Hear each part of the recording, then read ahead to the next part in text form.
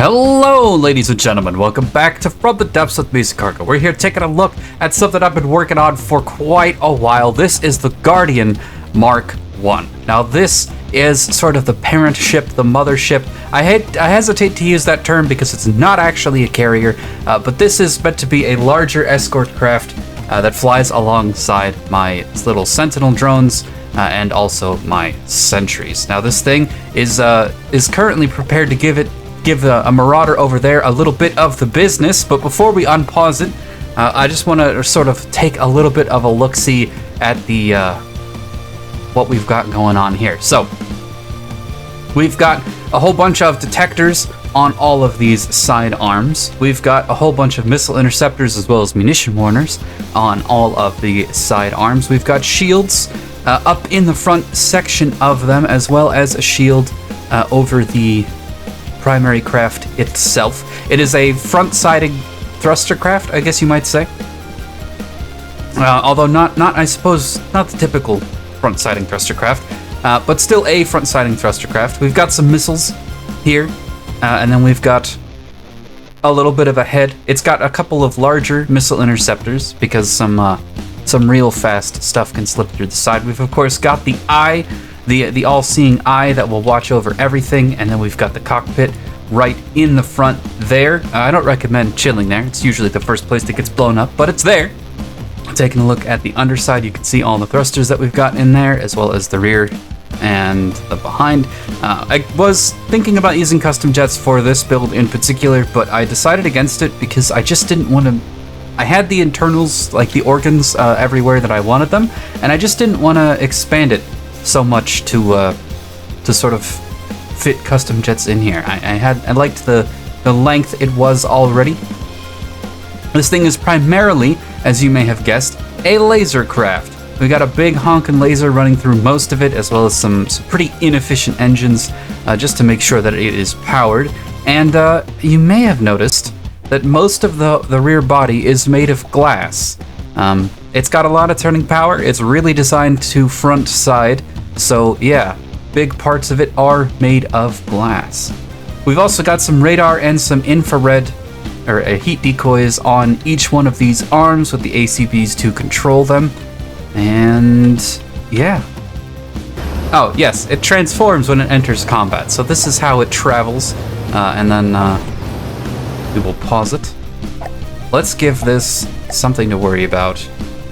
Spawn all those in. That's 8 bastions that we're going up against. I'm just going to slow it down a little bit so that we can see what's happening. Detach my camera and pause.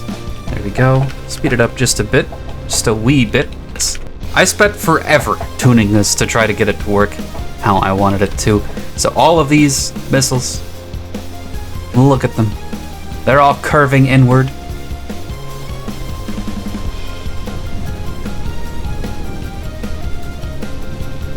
Look at all those cram shells incoming.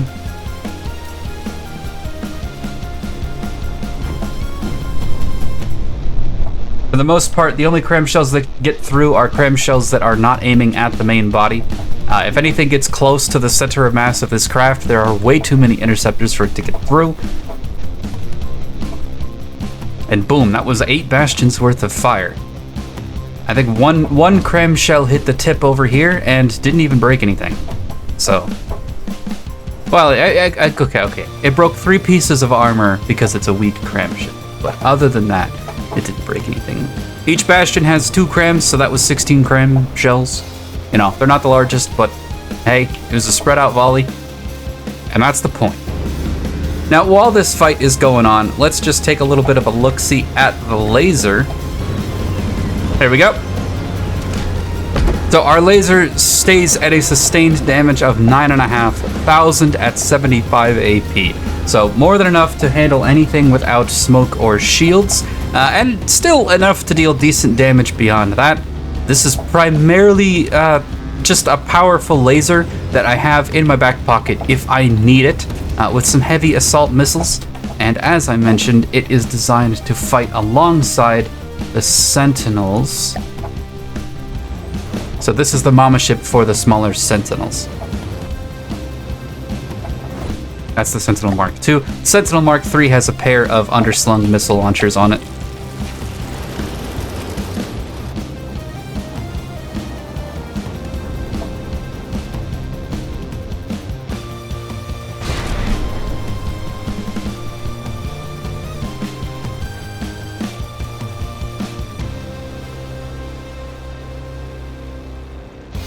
God, I love watching that work. I love watching those interceptors just spiral out. But yeah, the purpose of this craft is to be a large threat in the background. So as it's doing right now, it is drawing the fire of all of these other craft, and it is loaded with active defenses. So missiles and cram shells, which are fired towards it, hopefully have almost no chance of actually connecting. On top of that, it brings a little bit of heavy lifting, and yeah, hopefully it draws the fire away from all of these little guys so that they can stay up here in the front, dealing their damage and swarming away. It can also be used with any of my other smaller drones, so that's quite nice. It doesn't carry too many materials, so it carries 90,000. It alone is 343,000, so it can't exactly repair too much. Its upkeep as it's fighting is 41 materials per second, so this thing does need some logistical support. Let's just unhinge my camera there for a second, turn the sound off so we don't have a laser buzzing in our ear the entire time, and take a little bit of a look-see at how this thing is constructed. In fact, wait.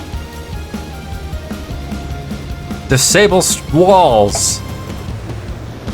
Oh my god, that doesn't work for glass. Alright, well, we'll take a look under here.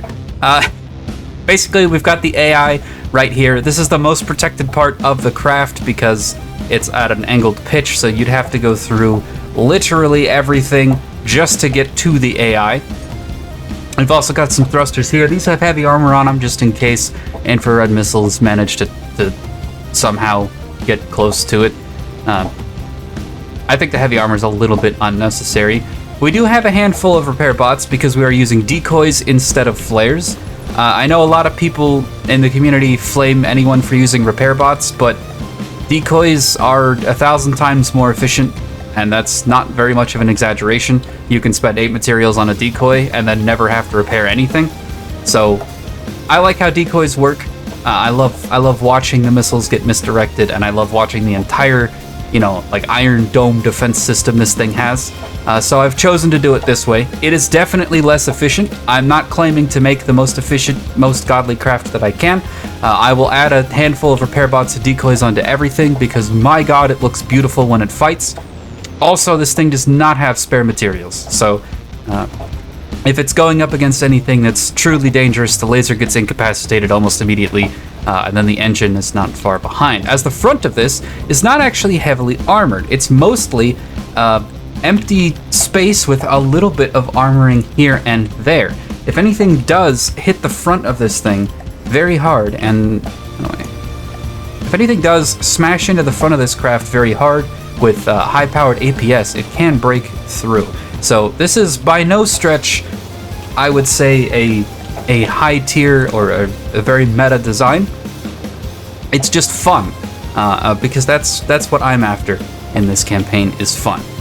The engine, pretty stock standard, so it's just cylinders, carburetors with superchargers and extra carburetors shoved everywhere they can go. Nothing too complicated. Radiated, of course, because I'm trying to use heat decoys to draw missile fire, so radiators help to disperse that, make the decoys more effective.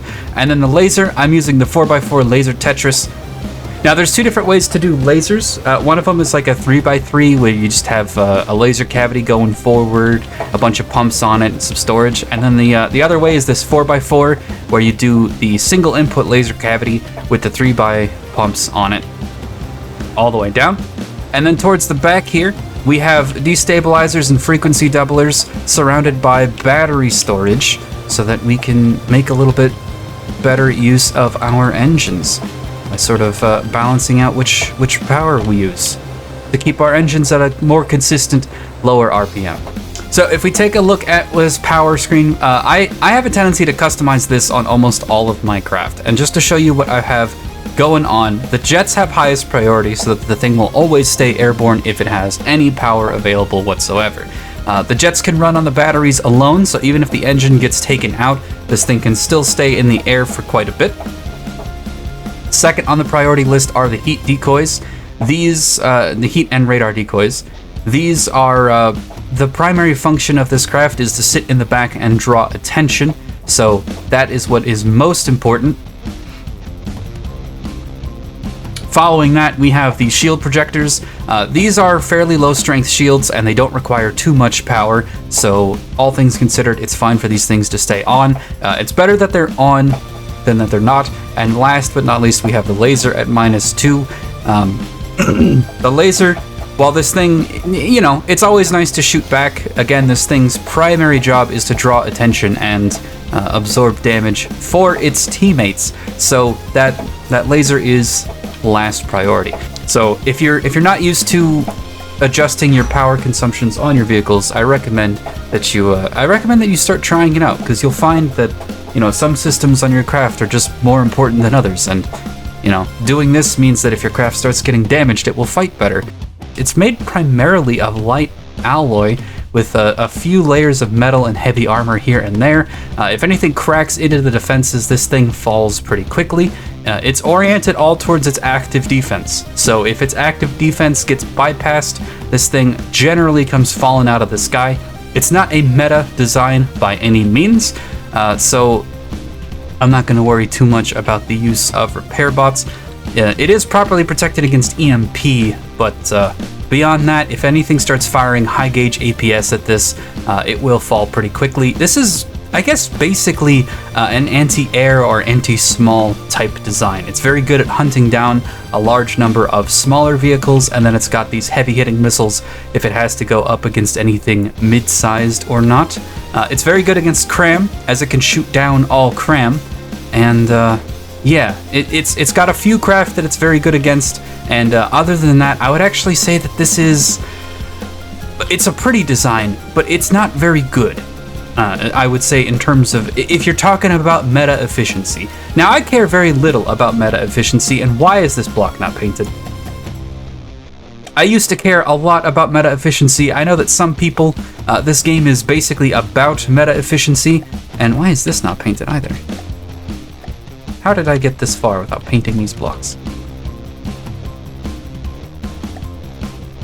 If you're one of those people where meta efficiency is everything to you, then by all means, feel free to make your craft in that way. I've become obsessed with the spectacle of From the Depths, so watching things fight in fun and interesting ways, that is what I am all about. So, with that said, let's spawn in an escort of Sentinels for this thing to fight alongside. And did I spawn in the chair? Yes, I did. No spawning in the cherry. Small escort of these things. And what shall we have them fight? Bulwark is expensive enough. Let's go ahead and fight the Bulwark.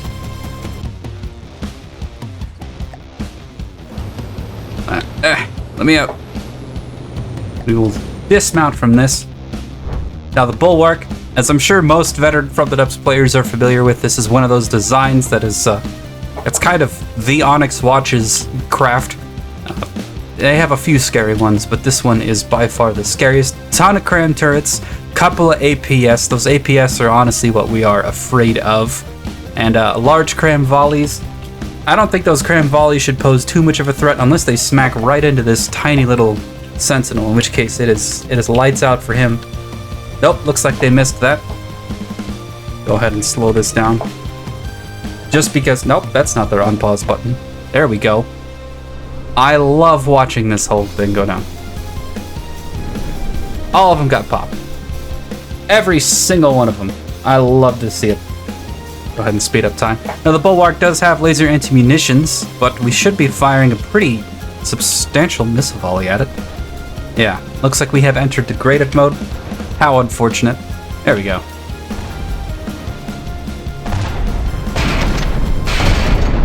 Oh! Okay, that one is out. Just go ahead and remove him.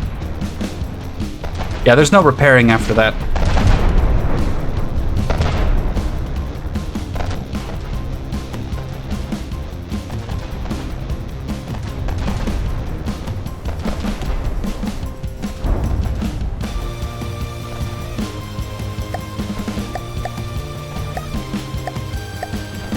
I don't actually know if we win this. It's hard to say.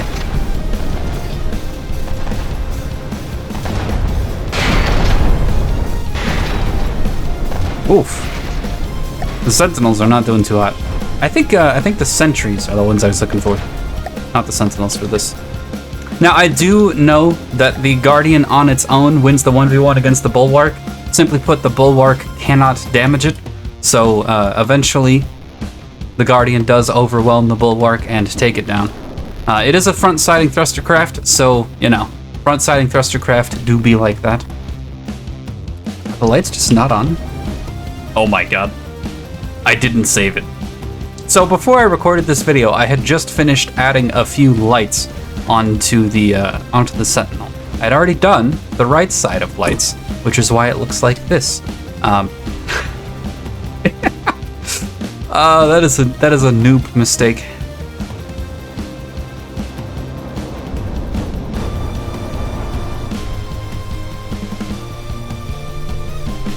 Nice, nice. Looks like we've done about 1.75 million damage with our laser so far. The Bulwark has a lot of blocks, a lot of HP, fair amount of heavy armor. Looks like we could use a little bit of HE support here. So I guess that's something that's worth noting. Having different damage types can be very useful because HE is very good right here. If I had anything firing HE, even just small HE, I probably would have blown this entire turret cap apart. Same thing with this front turret cap. Probably would have blown that whole turret compartment apart. These back here, yep. So frag is really can be really good, but frag doesn't explosion wrap. So maybe switching these to half and half might be optimal. Currently they're on all frag because if they are up against something with a laser anti-munitions, and you have a whole bunch of explosive firepower in missile volleys, the explosives from your missiles can actually chain react. But in this case, a little bit of explosive damage would go a long way towards reducing this thing to a pile of rubble. Look at that, an extra 100,000 on the explosive damage. We used to have about 115k on the frags was our last volley. It was still at 70k on the frag for that volley. Hell yeah.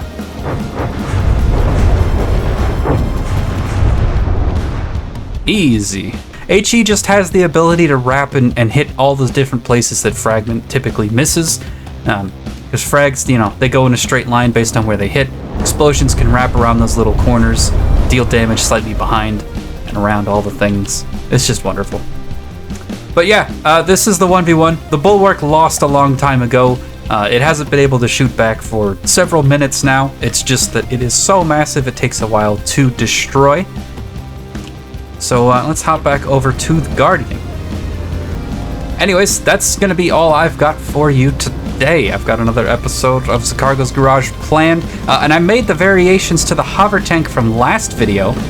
If you want to go check that out, I'll try to put the link on screen. I've been trying to learn some more of the YouTuber tools. Because you can like link stuff all over the place in your videos. And I might do some of that. Anyway. If I figured out how, the link will be on screen, and if not, good luck finding it. I've been Zicargo, this has been fun, and I'll see you guys soon with the next one. Goodbye!